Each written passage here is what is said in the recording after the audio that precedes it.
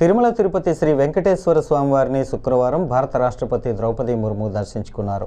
ముందుగా పద్మావతి విశ్రాంతి భవనం నుంచి బయలుదేరిన ఆమె తిరుమల క్షేత్ర సాంప్రదాయాన్ని పాటిస్తూ శ్రీ భూ వరాహస్వామిని దర్శించుకున్నారు.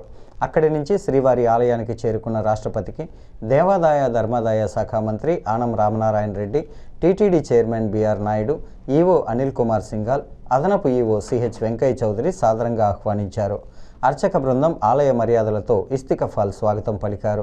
ఆలయంలో ధ్వజస్తంభానికి నమస్కరించిన అనంతరం రాష్ట్రపతి శ్రీవారిని దర్శించుకున్నారు. రాష్ట్రపతికి వేదాశీర్వచనం చేశారు.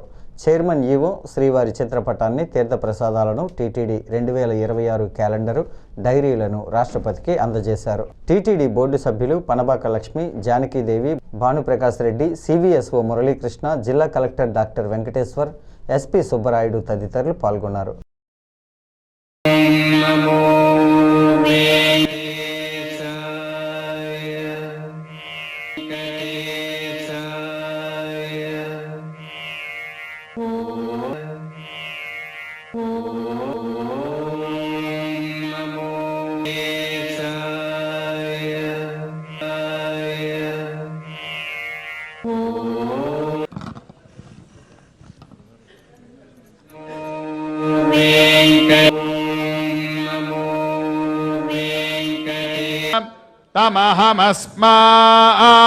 तमहमस्मामुष्यायनाय आयुषे दीर्घायुत्वाय गृह्णामि वृषशैलाधिप एव दैवतन्नः वृषभाद्रीश्वर